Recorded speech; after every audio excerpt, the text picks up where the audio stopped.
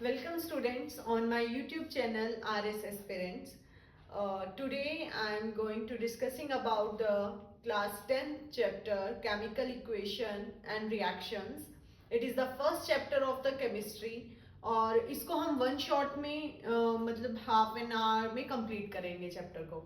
So let get started. सो first हमारे पास आता है केमिकल रिएक्शन. केमिकल रिएक्शन पढ़ने से पहले हम बात करेंगे केमिकल चेंज और फिजिकल चेंज के बारे में. अब चेंजेस हमारे आसपास होते रहते हैं, तो दो टाइप के चेंजेस हम पढ़ते हैं.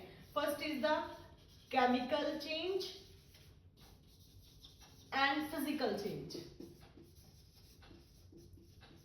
सो केमिकल चेंज में क्या होता है, ये इरिवर्सिबल चेंजेस होते हैं. जैसे अगर आपने एक बार दूध से दही बना दिया तो आप दोबारा दही से दूध नहीं बना सकते. That is the irreversible change and it is known as the chemical change. Okay, next one is the physical change. Physical change is a reversible changes. जैसे हमने अगर पानी से बर्फ बना दिया तो हम दोबारा बर्फ से पानी बना सकते हैं. तो this type of changes included in the physical change. Now chemical changes से ही अराइज हुआ है term chemical reactions. So what do you mean by the chemical reaction? Chemical reaction, a process in which one or more substances, also called reactant, to form converted into one or more different substances known as the product. Means यहाँ पे हम reactants हमारे पास होते हैं जो कुछ react करके reaction करके किस में convert हो जाता है, product में convert हो जाता है. जैसे हमारे पास रिएक्शन आती है photosynthesis reaction, digestion of food and rusting of iron. ये जो हमारे पास आसपास जितने भी मोस्टली चेंजेस होते हैं that is the chemical changes. और यही हमारे किसके अंदर आते हैं, केमिकल रिएक्शन के अंदर आते हैं, जिसमें टू और मोर रिएक्टेंट्स कंबाइन करके एक डिफरेंट प्रोडक्ट बना देते हैं. और जैसे हमारे पास फोटोसिंथेसिस रिएक्शन है, फोटोसिंथेसिस में क्या होता है, कार्बन डाइऑक्साइड वाटर के साथ कॉम्बिनेशन करके in the presence of sunlight और क्लोरोफिल की प्रेजेंस में ये रिएक्शन होती है. ये किस में कन्वर्ट हो जाता है, ग्लूकोज मींस फूड बन जाता है. तो फूड अगर बन गया तो ये जो इस टाइप की जो चेंज होता है ये हमारा फोटोसिंथेसिस आता है. That is the chemical reaction. मतलब आप इसको रिवर्स नहीं कर सकते. ठीक है. Next one is the digestion of food. अगर फूड एक बार कन्वर्ट हो गया, डाइजेस्ट हो गया, जैसे कार्बोहाइड्रेट है वो माल्टोज, लैक्टोज, ग्लूकोज इन सब में टूट गया तो दोबारा से वो हमारा कॉम्प्लेक्स फूड में कन्वर्ट नहीं होता. ऐसे ही रस्टिंग ऑफ आयरन. अगर हमारे पास आयरन के ऊपर रस्ट लग गया, ठीक है, जंग लग जाता है आयरन के ऊपर, तो इस टाइप का जो चेंजेस होते हैं ये हमारे केमिकल चेंज होते हैं. और ये किसके अंदर इंक्लूड होते हैं, केमिकल रिएक्शन के अंदर इंक्लूड होते हैं. So next is chemical equation. What do you mean by chemical equation? Chemical equation में हम सिंबॉलिक रिप्रेजेंट करते हैं अपनी केमिकल रिएक्शंस को. मतलब सिंबल्स का यूज करके हम अपनी रिएक्शन को लिखते हैं. जैसे मैग्नीशियम ऑक्सीजन के साथ कंबाइन करता है, मैग्नीशियम ऑक्साइड बना रहा है, तो हमने मैग्नीशियम का सिंबल यूज किया है यहाँ पे. तो ये हमारे पास किस टाइप की इक्वेशंस हो जाती हैं, केमिकल इक्वेशंस हो जाती हैं. अब इसमें क्या होता है, मोस्टली जो हम केमिकल रिएक्शन वाला जो अपना चैप्टर पढ़ रहे हैं, इसमें क्या होता है, जो हमारे रिएक्टेंट्स होंगे वो कंबाइन करके किस में कन्वर्ट हो जाते हैं, प्रोडक्ट में कन्वर्ट हो जाते हैं. अब नेक्स्ट हमारे पास आता है characteristics of the chemical reaction. जब कोई केमिकल रिएक्शन होती है तब वो क्या क्या प्रॉपर्टी शो करती है, हमें कैसे पता चलता है कि केमिकल रिएक्शन हो रही है. तो उसकी कुछ प्रॉपर्टीज हैं, कुछ कैरेक्टरिस्टिक्स हैं कि फर्स्ट आता है हमारे पास चेंज इन कलर. मान लो आपने lead nitrate, PbNO3 lead nitrate है, ये व्हाइट कलर का है, आपने इसको हीट कर दिया तो ये किस में कन्वर्ट हो जाएगा, लेड ऑक्साइड. लेड ऑक्साइड का जो कलर होता है दैट इज येलो. तो मतलब व्हाइट से येलो में ये कन्वर्ट हो गया, कलर चेंज हो गया. तो कलर चेंज होने से हमें पता चलता है कि केमिकल रिएक्शन हुई है. Next change in the state. State means हमारे पास सॉलिड, लिक्विड, गैस, एक्वस. ठीक है, ये हमारे पास प्लाज्मा, 5 स्टेट्स होती है, सॉलिड, लिक्विड, गैस, एक्वस और प्लाज्मा. ठीक है, तो स्टेट का चेंज हो जाना, सॉलिड से गैस बन जाना, सॉलिड से लिक्विड बन जाना, लिक्विड से गैस बन जाना या गैस से लिक्विड बन जाना. तो अगर कोई भी स्टेट चेंज हो रही है तो उससे भी हमें ये पता चलता है कि कोई केमिकल जो रिएक्शन है वो हुई है. जैसे यहाँ पे H2 हमने गैस ली, ऑक्सीजन हमने गैस ली, तो इन दोनों के कॉम्बिनेशन से क्या बनेगा, वाटर की फॉर्मेशन होगी। और आप सभी को पता है कि वाटर कैसा होता है, लिक्विड स्टेट में होता है। Next, change in the temperature. Temperature में जब चेंज आता है, जैसे आपने CaO, CaO होता है हमारे पास क्विक लाइन, इसका एक निक नेम दिया है हमने क्विक लाइन, ठीक है। तो क्विक लाइन जो होता है, अगर उसकी रिएक्शन आप वाटर के साथ कर दो, मतलब क्विक लाइन में वाटर डाल दो, तो आपका बीकर बहुत गर्म हो जाएगा जिसमें आप ये रिएक्शन कर रहे हो। तो बीकर गर्म हो रहा है, इससे हमें पता चल रहा है कि हमारी इक्वेशन, केमिकल इक्वेशन हो रही है। नेक्स्ट, केमिकल रिएक्शन हो रही है।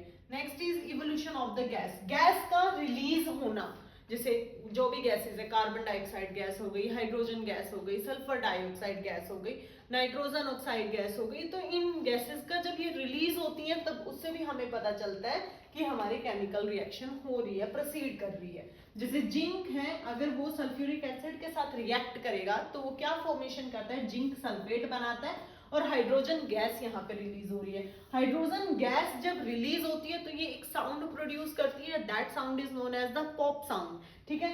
तो पॉप साउंड ये हाइड्रोजन को टेस्ट करने के लिए किया जाता है। क्या करते हैं, जब ये रिएक्शन हो रही होती है, हाइड्रोजन की प्रेजेंस, अगर मान लो गैस रिलीज हो रही है, हमें चेक करना है कि हाइड्रोजन गैस रिलीज हो रही है, तो आप क्या करो, मैच स्टिक को पास में लेके आओ जहां पे हाइड्रोजन गैस रिलीज हो रही है, तो पॉप साउंड प्रोड्यूस होगी। तो उससे आप पता कर लोगे कि हाँ, यहाँ पे हाइड्रोजन गैस की प्रेजेंस है। Next, formation of the precipitate. Precipitate क्या होता है, हमारे पास इनसॉल्युबल सब्सटेंस होता है जो केमिकल रिएक्शन में सेटल डाउन हो जाता है। अगर कोई केमिकल रिएक्शन हो रही है, जो भी मटेरियल सेटल डाउन नीचे बीकर में ही बैठ जाएगा, that is known as the precipitate. अब प्रेसिपिटेट फॉर्मेशन, जैसे हमने लिया Na2SO4, सोडियम सल्फेट लिया, उसकी रिएक्शन बेरियम क्लोराइड के साथ कर दी, तो ये क्या बनाएगा, बेरियम सल्फेट बनाएगा। यहाँ पे जो बेरियम सल्फेट है यही प्रेसिपिटेट होता है, और प्रेसिपिटेट को आप डाउनवर्ड हेडेड एरो से शो करते हो। नेक्स्ट आता है एंडोथर्मिक रिएक्शन। एंडोथर्मिक रिएक्शन क्या होती है, जब आप हीट देते हो, ठीक है, सनलाइट दे रहे हो या हीट दे रहे हो अपनी रिएक्शन को कराने के लिए। जैसे यहाँ पे आपने AgBr लिया, सिल्वर ब्रोमाइड लिया, आपने इसको सनलाइट की प्रेजेंस में रिएक्शन कराई, तो ये किसमें टूट जाएगा, सिल्वर और ब्रोमीन में टूट जाता है। तो ये रिएक्शन कब हुई है, जब आपने इसको कुछ हीट दी है, ठीक है। तो रिएक्शन क्या हो गई, एंडोथर्मिक रिएक्शन हो गई। Next one is the exothermic reaction. Exothermic reaction, exo means exit होना, यहाँ पे हीट रिलीज होती है, ठीक है। एंडो में आप हीट देते हैं और एक्सो में हीट रिलीज होती है। सो यहाँ पे हीट रिलीज हो रही है, जैसे हमने calcium oxide means quick line की रिएक्शन वाटर के साथ की, तो यहाँ पे कैल्शियम हाइड्रोक्साइड बना और हीट एनर्जी रिलीज हुई। जब हीट एनर्जी रिलीज होगी तो ये किस टाइप की रिएक्शन हो जाती है, एक्सोथर्मिक रिएक्शन हो जाती है। नेक्स्ट हमारे पास आता है some important terms related to this chemical reaction and equation chapter. So first हमारे पास आती है प्रेसिपिटेट। अभी हमने पीछे किया था, प्रेसिपिटेट क्या होता है, एक इनसॉल्युबल सब्सटेंस होता है जो केमिकल रिएक्शन खत्म होने से, जब केमिकल रिएक्शन खत्म होने वाली होती है तो वो सेटल डाउन हो जाता है, ठीक है। तो that is known as the precipitate. तो insoluble solid which settles down after the completion of the chemical reaction. जैसे हमने पीछे अभी किया था, BaCl2 जो था हमारा, वो प्रेसिपिटेट की तरह एक्ट कर रहा था, और प्रेसिपिटेट को हम डाउनवर्ड हेडेड एरो से शो करते हैं। Next is the exothermic reaction. Exothermic reaction एक टाइप की केमिकल रिएक्शन होती है जिसके अंदर हीट रिलीज होती है, ठीक है। इसमें हम हीट रिलीज होती है तो उसको बोलते हैं हम एक्सोथर्मिक रिएक्शन। नेक्स्ट आती है एंडोथर्मिक रिएक्शन। एंडोथर्मिक रिएक्शन में हीट दी जाती है, ठीक है, ये हीट एब्जॉर्ब करती है तब जाके कोई भी रिएक्शन होती है। जैसे हमने पीछे अभी किया था AgBr वाली रिएक्शन, उसमें वो सनलाइट की प्रेजेंस में हो रही थी। नेक्स्ट आता है कैटलिस्ट। कैटलिस्ट क्या होता है, ये रिएक्शन की स्पीड को इंक्रीज कर देता है, ठीक है। तो देखो, it is a substance which speeds up the chemical reaction. Chemical reaction की स्पीड को बढ़ा देता है और lowers the temperature और pressure needed to start one without itself being consumed। इसमें कोई चेंज नहीं आएगा, कैटलिस्ट वैसा का वैसा रहेगा, बस इसका रोल क्या होता है, ये रिएक्शन की स्पीड को बढ़ा देता है। फॉर एग्जाम्पल, जैसे हैबर्स प्रोसेस है, हैबर्स प्रोसेस अमोनिया की फॉर्मेशन के लिए यूज की जाती है। रिएक्शन होती है H2 + N2 to form HN NH3, ये हमारे पास रिएक्शन होती है, अमोनिया की फॉर्मेशन होती है इसके अंदर। तो इसमें आप कौन सा कैटलिस्ट यूज करते हो? आयरन कैटलिस्ट को यूज किया जाता है, ठीक है। Next is skeletal chemical equation और balanced chemical equation. So first हम पढ़ते हैं skeletal chemical equation. Skeletal chemical equation को हम अनबैलेंस्ड केमिकल इक्वेशन भी बोलते हैं, क्योंकि यहाँ पे number of atoms in the reactant side is not be equals to the number of atoms in the product side। देखो जैसे यहाँ पे मैग्नीशियम 1 है लेफ्ट हैंड साइड में, यहाँ पे राइट हैंड साइड में मैग्नीशियम की क्वांटिटी भी 1 है। इधर ऑक्सीजन चेक करो, ऑक्सीजन यहाँ पे 2 है और इधर ऑक्सीजन कितना है? 1 है। तो यहाँ पे नंबर ऑफ एटम्स देखो, ऑक्सीजन के एटम्स बैलेंस्ड नहीं है। तो इस टाइप की जो इक्वेशन होती है, जब हमारे atoms left hand side not be equals to the right hand side, तो इस टाइप की केमिकल इक्वेशंस को हम स्केलेटल केमिकल इक्वेशन और अनबैलेंस्ड केमिकल इक्वेशन कहते हैं।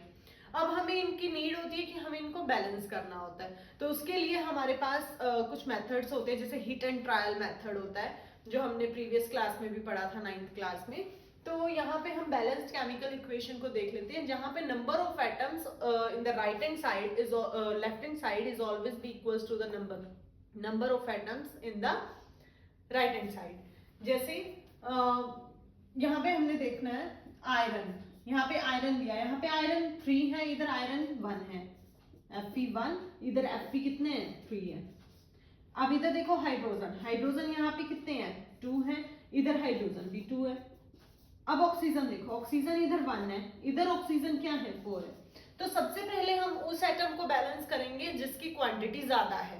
तो ऑक्सीजन यहाँ पे 1 है, इधर 4 है, तो हमें ऑक्सीजन को सबसे पहले बैलेंस करना है। तो हम इधर क्या करेंगे? इधर 4 क्लिक कर दो, तो ऑक्सीजन 4 हो गए।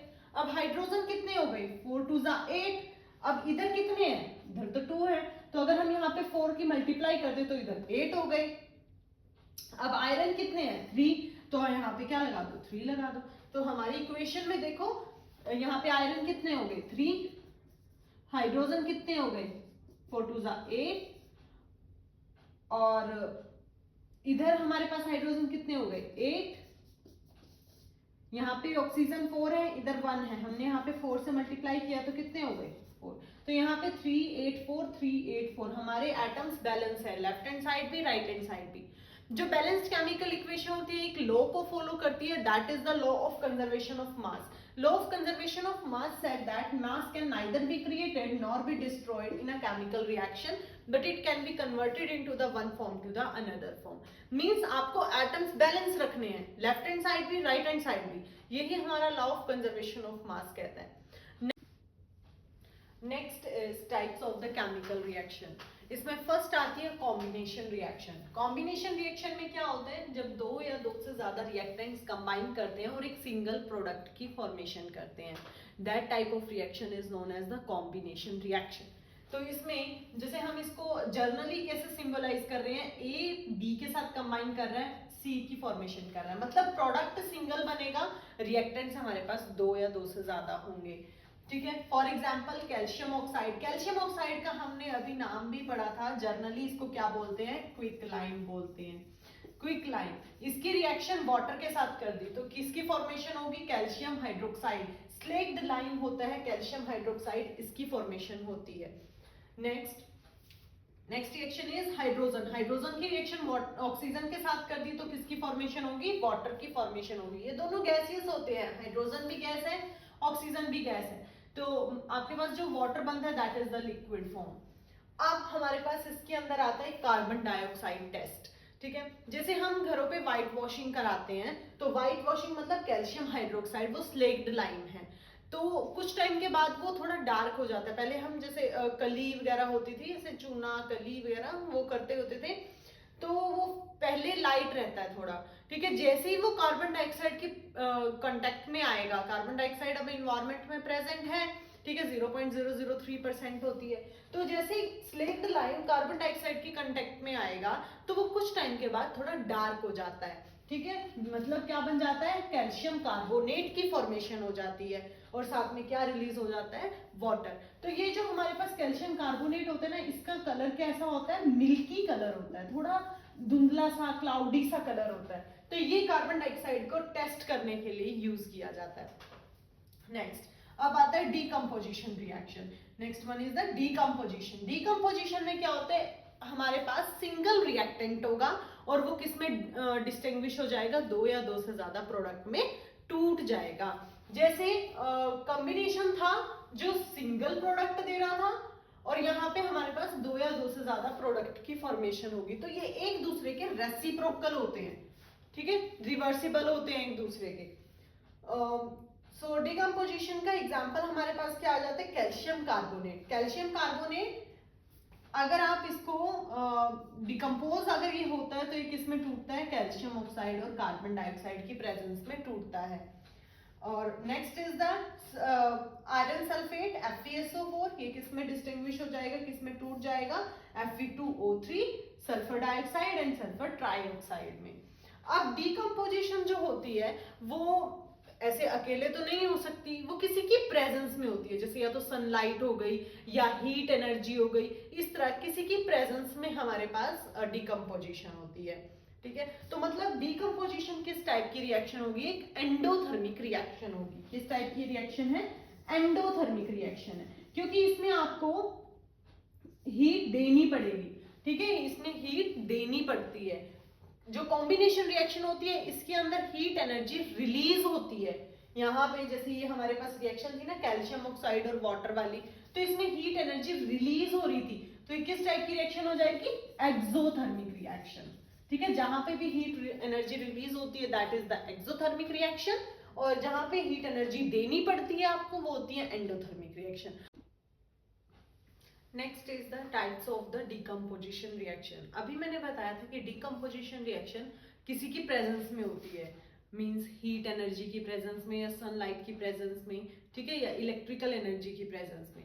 तो हमारे पास टाइप्स हैं डिकम्पोजिशन रिएक्शन के, जिसमें फर्स्ट आता है थर्मल डिकम्पोजिशन। अब थर्मल जो वर्ड होता है मींस टेम्परेचर से रिलेटेड होता है, तो इसमें आप थर्मल एनर्जी दोगे, ठीक है। ये कब होती है रिएक्शन, जब थर्मल एनर्जी प्रोवाइड की जाती है। जैसे हमारे पास एक रिएक्शन है calcium oxide, calcium carbonate. Calcium carbonate जो है हीट की प्रेजेंस में, heat energy means thermal energy temperature की प्रेजेंस में होती है, और किस में डिसोशिएट हो जाता है, ये कैल्शियम ऑक्साइड और कार्बन डाइऑक्साइड में डिसोशिएट हो जाता है। Next is electrolytic decomposition. Electrolyte मतलब इलेक्ट्रिकल एनर्जी की प्रेजेंस में ये रिएक्शन हो रही है, ठीक है। इसमें क्या होता है, वाटर जो होता है वो डिसोशिएट हो जाता है H2 में और O2 में, मींस हाइड्रोजन गैस और ऑक्सीजन गैस को ये लिबरेट करता है। अब यहाँ पे एक हाइड्रोजन टेस्ट आता है, मैंने पीछे भी ये बताया था। हाइड्रोजन टेस्ट क्या होता है, हाइड्रोजन प्रेजेंट है या नहीं है, इस चीज को टेस्ट करने के लिए हम हाइड्रोजन टेस्ट करते हैं। इसमें जब हाइड्रोजन गैस के वेपर्स निकल रही होती है, जब फ्यूम्स निकल रही होती हैं, तब आप यहाँ पे बर्निंग मैस्टिक लेके आते हो, और अगर यहाँ पे हाइड्रोजन गैस होगी, बर्निंग मैस्टिक की प्रेजेंस में यहाँ से कौन सी साउंड प्रोड्यूस होगी, पॉप साउंड प्रोड्यूस होगी, ठीक है। जैसे हमारे क्रैकर्स में से आती है ना वो वाली साउंड यहाँ पे प्रोड्यूस होती है, तो ये हाइड्रोजन को टेस्ट करने के लिए टेस्ट किया जाता है। Next is the photolytic decomposition. Photo means light, ठीक है, मीन्स सोलर लाइट, सनलाइट, ठीक है। तो फोटोलिटिक डिकम्पोजिशन होता है, सन से जो लाइट आती है वो स्मॉल पैकेट्स की फॉर्म में आती है। ये हमारी प्लैंक्स क्वांटम थ्योरी कहती है, जो हम +1 में आगे पढ़ेंगे। तो फोटोलिटिक डिकम्पोजिशन में क्या होता है, सन से जो लाइट आ रही है वो फोटॉन्स मींस छोटे छोटे पैकेट्स की फॉर्म में आ रही है, और वो हमारे जैसे कोई भी केमिकल होगा उसकी डिकम्पोजिशन में हेल्प करेगी। जैसे यहाँ पे हमने सिल्वर ब्रोमाइड लिया, सिल्वर ब्रोमाइड पे H, ये क्या होता है, H मींस सनलाइट, ठीक है। सनलाइट की प्रेजेंस में ही किसमें डिसोशिएट हो जाएगा, सिल्वर और ब्रोमीन में डिसोशिएट हो जाएगा। Okay, next our topic is displacement reaction. Next type of reaction is displacement reaction. What do you mean by displacement reaction? In this reaction, more reactive elements displaces a less reactive element from its compound. ठीक है, अब हमें कैसे पता चलता है कि कौन सा ज्यादा रिएक्टिव है, कौन सा कम रिएक्टिव है, वो हम पता करते हैं अपनी रिएक्टिविटी सीरीज के बेस पे, ठीक है। जो जैसे हमारे पास कौन कौन से एलिमेंट्स हैं, potassium, sodium, calcium, magnesium, aluminium, zinc, iron, lead, hydrogen, copper, mercury, gold और सिल्वर एंड गोल्ड। तो इसको लर्न करने का एक तरीका है आपके पास। कैसे करेंगे? कैटरीना ने कार मांगी अल्टो जिन फरारी, पर है कॉपर, मर्क्यूरी, सिल्वर और गोल्ड। पर कौन सी है? Copper, mercury, silver, gold. इस तरीके से आप थोड़ा हिंट ले सकते हो, ऐसे लर्न कर सकते हो इस पूरी सीरीज को, रिएक्टिविटी सीरीज को। अब इस रिएक्टिविटी सीरीज में क्या होता है, जो टॉप पे एलिमेंट्स हैं जैसे सोडियम हो गया, पोटाशियम हो गया, कैल्शियम, मैग्नीशियम, ये ज्यादा रिएक्टिव एलिमेंट्स है। और जैसे जैसे आप डाउनवर्ड मूव करोगे तो आपके पास रिएक्टिविटी क्या हो जाएगी? डिक्रीज हो जाएगी, रिएक्टिविटी कम होती जाती है। ठीक है, तो मोस्ट रिएक्टिव ये वाली एलिमेंट्स होंगे, और जैसे जैसे नीचे आओगे तो आपके पास कौन से आ जाएंगे? लीस्ट रिएक्टिव एलिमेंट्स आ जाएंगे। तो डिस्प्लेसमेंट रिएक्शन यही कहती है हमें कि जो मोर रिएक्टिव एलिमेंट्स हैं वो लेस रिएक्टिव एलिमेंट्स को डिस्प्लेस कर देते हैं उनके कंपाउंड्स में से।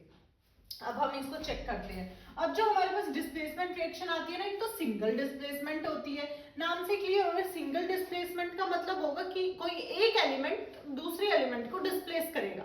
ठीक है, और जो डबल डिस्प्लेसमेंट होती है इसमें क्या होता है? दो एलिमेंट्स म्यूचुअल एक्सचेंज कर लेते हैं, आयंस का एक्सचेंज हो जाता है इसमें। अभी मैं आपको बताती हूँ कि कैसे होता है।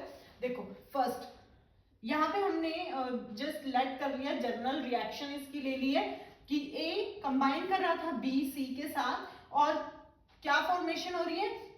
जो C था उसने किसके साथ रिएक्शन कर ली? A के साथ, और B को क्या कर दिया? डिस्प्लेस। B क्यों डिस्प्लेस हुआ? क्योंकि ये लीस्ट रिएक्टिव था। ठीक है, ऐसे ही हम इसकी रिएक्शन देखें, अगर जिंक कॉपर सल्फेट के साथ रिएक्शन हो रही थी। ठीक है, अब देखो जो जिंक होता है वो रिएक्टिविटी सीरीज में चेक करो, जिंक यहाँ पे है और कॉपर कहाँ पे है? यहाँ पे। तो कॉपर नीचे है, मतलब कॉपर लीस्ट रिएक्टिव है।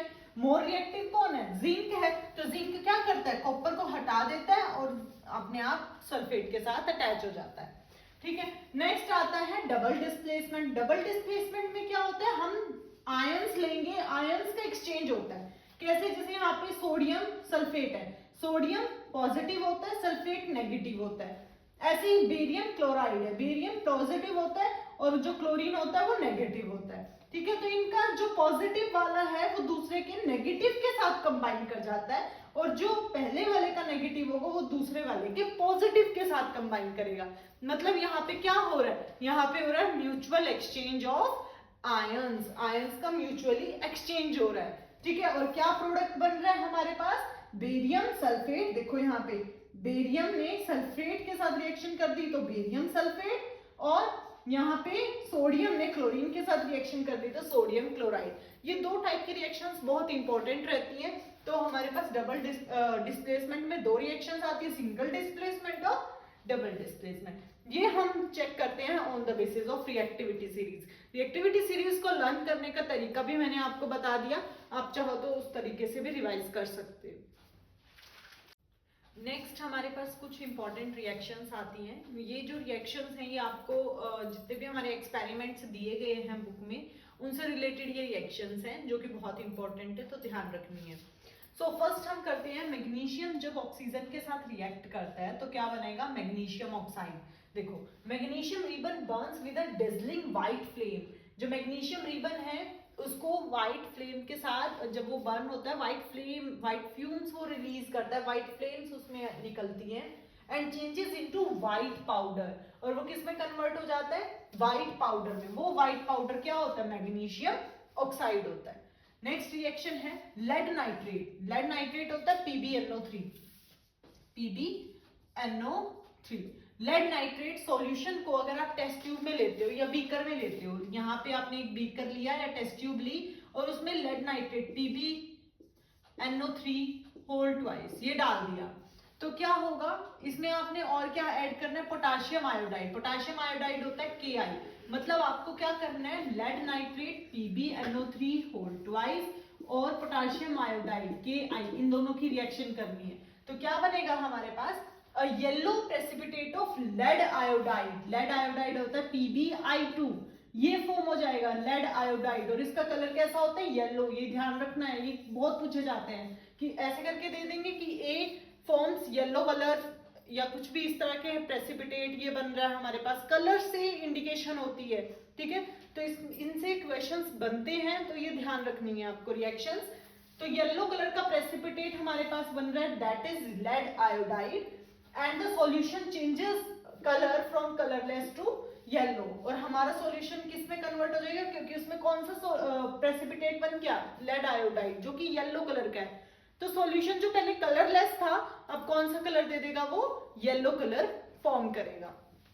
नेक्स्ट आता है, take some zinc granules in a conical flask. आपको क्या लेना है, कॉनिकल फ्लास्क में इस तरह का फ्लास्क होता है, इसमें आपको जिंक ग्रैन्यूल्स मतलब जिंक के छोटे छोटे से पार्टिकल्स लेने हैं, जिंक ग्रैन्यूल्स लेने हैं, और उसमें सल्फ्यूरिक एसिड आपको ऐड करना है, H2SO4 सल्फ्यूरिक एसिड ऐड करना है।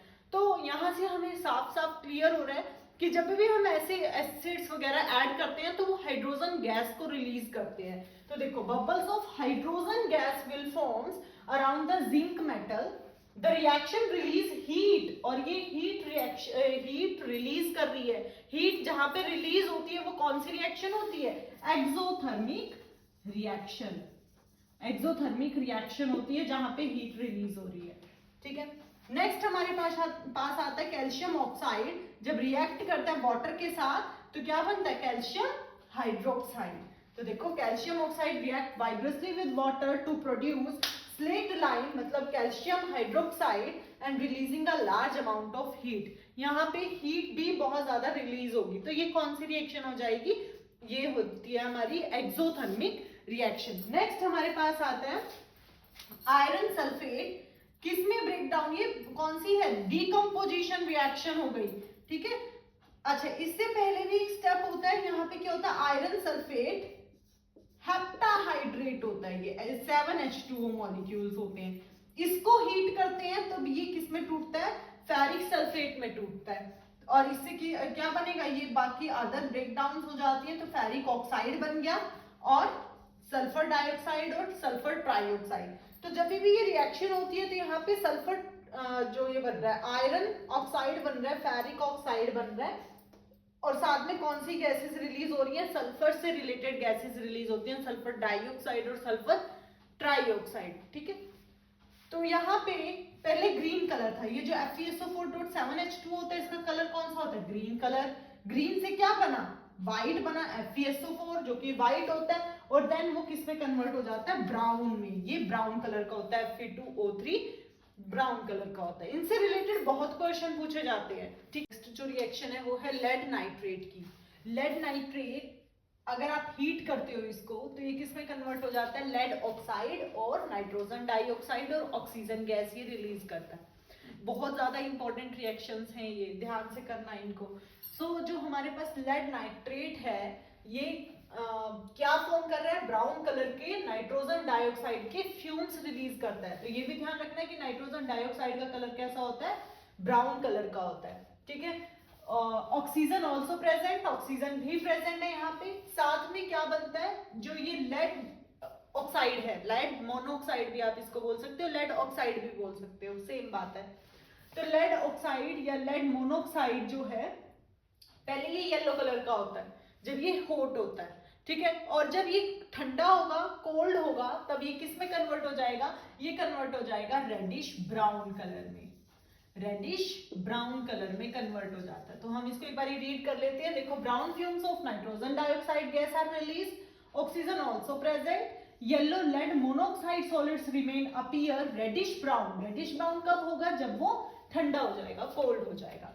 नेक्स्ट आता है हमारे पास, अच्छा ये कौन से टाइप की रिएक्शन है, ये हमारे पास डीकम्पोजिशन का टाइप है। नेक्स्ट ये भी डीकम्पोजिशन है, थर्मल डीकम्पोजिशन, ठीक है। तो जैसे यदि हीट रिएक्शन के प्रेजेंस में होती है तो थर्मल डीकम्पोजिशन। नेक्स्ट आता है हमारे पास सिल्वर क्लोराइड। सिल्वर क्लोराइड को अगर आप सनलाइट के प्रेजेंस में रखते हो तो वो किस में कन्वर्ट हो जाता है, सिल्वर में, ठीक है, और साथ में क्लोरीन गैस रिलीज करता है। तो ये भी याद रखना आप, जो सिल्वर क्लोराइड होता है उसका कलर कैसा होता है, व्हाइट कलर होता है, व्हाइट सिल्वर क्लोराइड।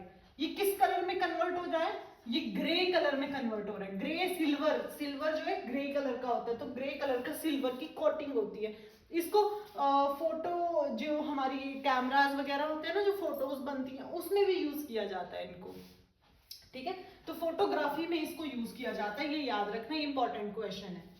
नेक्स्ट हमारे पास आता है आयरन। जब कॉपर सल्फेट के साथ रिएक्ट करता है तो ये क्या फॉर्म करेगा, कॉपर आयरन सल्फेट, साथ में कॉपर गैस रिलीज हो जाती है। Next, deep blue colour of the solution fades to light green. ये पहले किस कलर का होता है, ब्लू कलर का। क्या बन जाएगा सॉल्यूशन, ग्रीन कलर का बन जाएगा।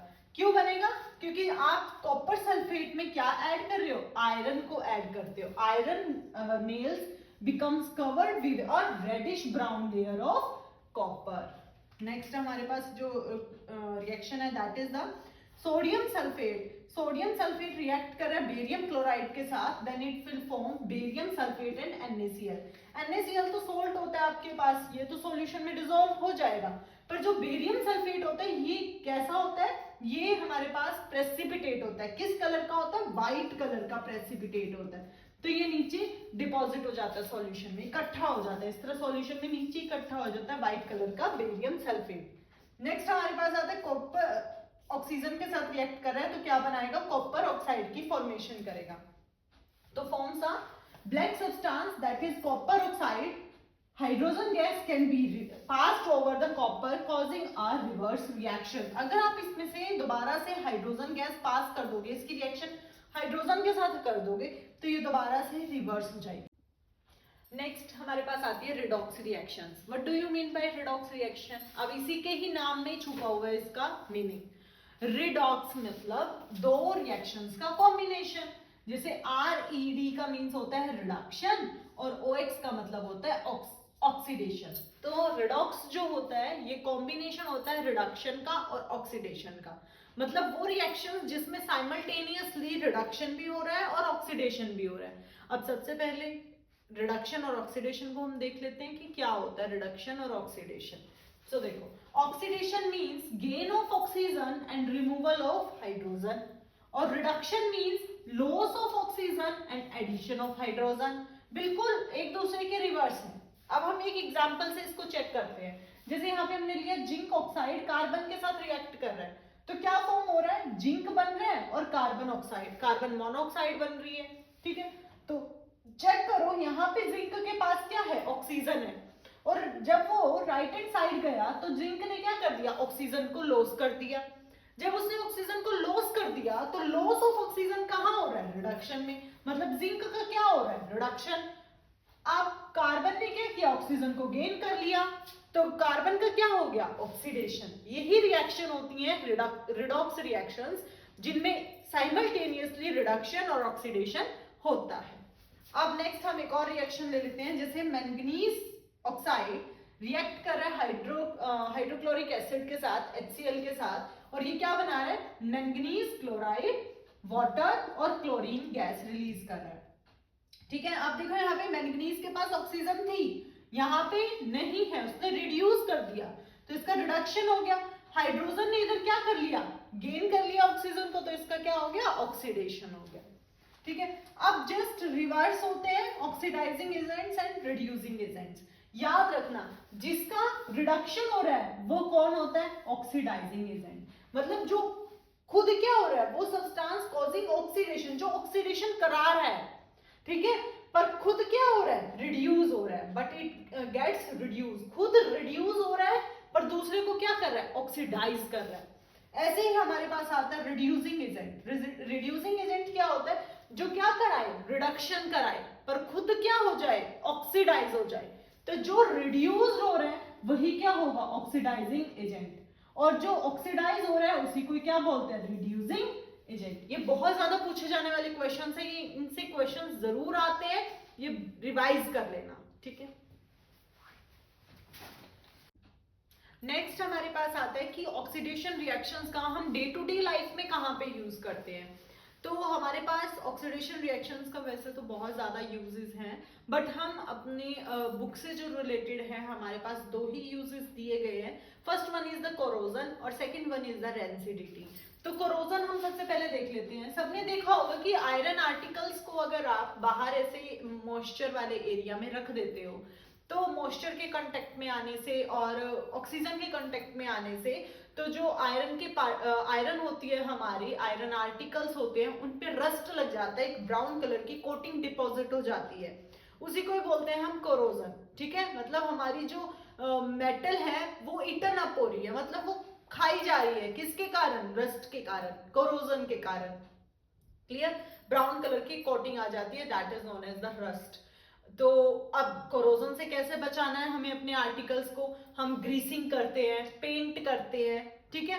और सबसे बेस्ट मेथड जो होता है एक मेटल की दूसरे मेटल के ऊपर कोटिंग कर देना। जैसे हम जिंक की कोटिंग करते हैं आयरन आर्टिकल्स के ऊपर, उसको बोला जाता है गैल्वेनाइजेशन मेथड। ठीक है, तो ये कुछ मेथड्स होते हैं जो हम कोरोजन से अपने आर्टिकल्स को प्रोटेक्ट करते हैं। वैसे इसकी ब्रीफ डिटेल अगर आपको चाहिए तो मैं वो आपको बना दूंगी, आप मेंशन कर देना कमेंट सेक्शन में। ठीक है, और नेक्स्ट हम इसको वैसे रीड भी करेंगे अपने चैप्टर में, that is the metals and non metals, जो चैप्टर हमारा 3rd चैप्टर है, उसमें भी हमें इसको ब्रीफली पढ़ना है। नेक्स्ट हमारे पास जो आता है वो है रेंसिडिटी। रेंसिडिटी क्या होता है? जैसे आप कोई भी ऑयली वाले जैसे चिप्स ले लिया आपने या फिर नमकीन ले ली, कुछ भी थोड़े टाइम के बाद आपने खाया थोड़े टाइम के लिए उसको रख दिया, तो वो थोड़े टाइम के बाद क्या हो जाता है, उसका टेस्ट चेंज हो जाता है। ठीक है, कलर भी चेंज हो जाता है, टेस्ट भी चेंज हो जाता है, उसमें से स्मेल भी अलग आनी शुरू हो जाती है, तो वो रेंसिडिटी होता है।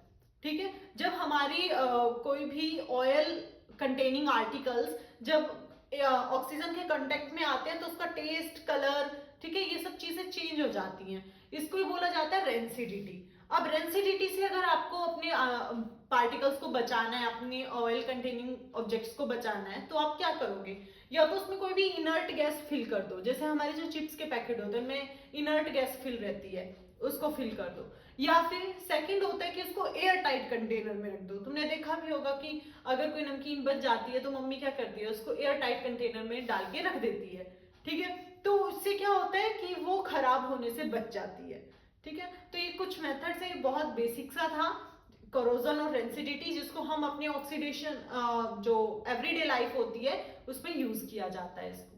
ठीक है, वैसे 10th क्लास के टॉपिक में ये वाला जो टॉपिक है, अब ये कट है चैप्टर में, ये वाला जो रेंसिडिटी और कोरोजन है ये वैसे कट है, बट अगर आप चाहो तो इसको कर सकते हो। ठीक है, और अगर आपको कोई भी डाउट है then you mention in the comment section. Okay, bye bye, thanks, see you.